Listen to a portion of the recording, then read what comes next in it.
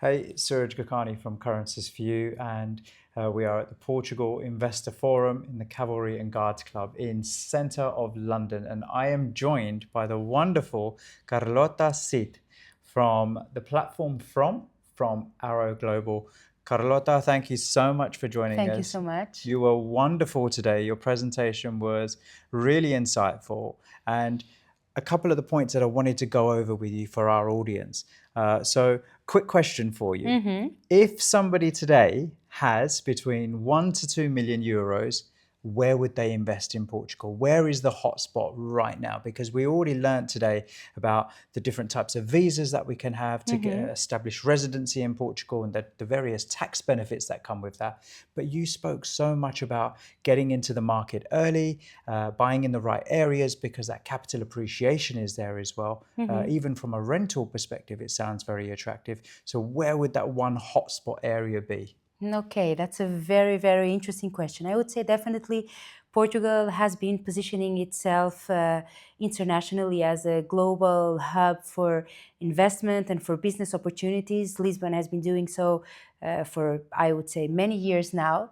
So I would say if you have between 1 to 2 million or even more, I would say one of the goals would be to find the hidden gems. So the locations that are still yet to be consolidated, that are in the process of consolidation. And definitely I'd say there is a great opportunity to find residential real estate across the country in multiple regions from north to south. And really it's about finding the ideal resort that is yet in the process of consolidation. For example, I would say we have a project just located 20 minutes away from Lisbon, which is Aroeira Collections by Missoni. So we are the first ones bringing to market branded residences with brands that are not only coming from hospitality, such as JW Marriott, but also Missoni. It's a international fashion brand.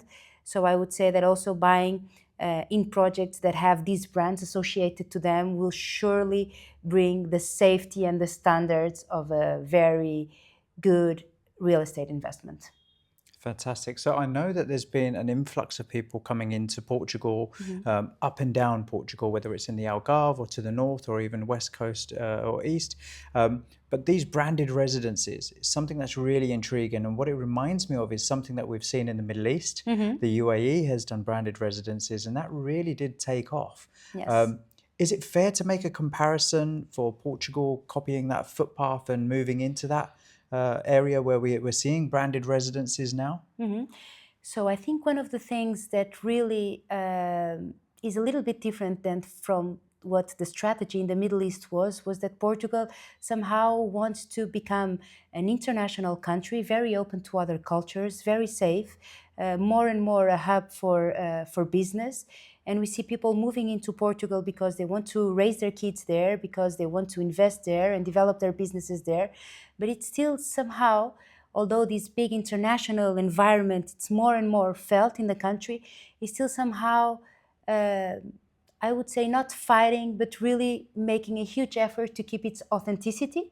So I think that's something that probably makes the country a little bit different from the ecosystem that we've seen in the Middle East. But definitely, I agree that there are many very good lessons coming from the Middle East in terms of real estate branded development.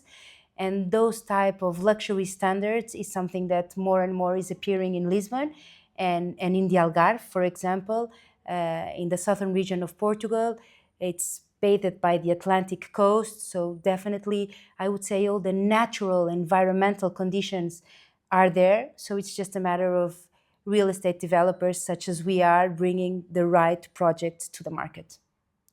I think what I've also noticed is that we have a lot of investors that have invested into Portugal. And initially it's just for investment or to be a part of the Golden Visa scheme. But actually, we're now starting to see more and more people look at Portugal as a home and a home away from home. Are you seeing the same? Definitely, definitely. What we've seen is that usually we had non-resident investors. So they would invest in Portugal, they would have the access to the Golden Visa. And I remind you that I think Portugal is an open door to the European Union. So of course they were looking to open that door and explore the opportunities that come with having a visa that allows them to freely travel and do business across the Schengen area. But I think that was definitely a first step. The second step was for those type of investors realizing the lifestyle that Portugal has to offer, whether it's the gastronomy of the country, the culture, the fact that all of the Portuguese speak English. And if people were coming to invest, more and more they are coming to stay.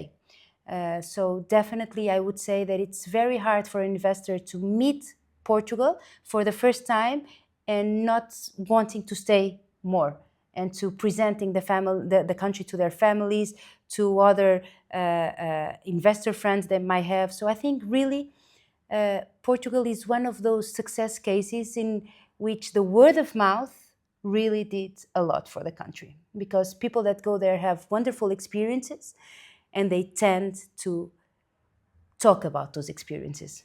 I hear it all the time. I personally love Portugal. There's nothing not to like. The safety, the culture, I'm very the happy to hear people. that.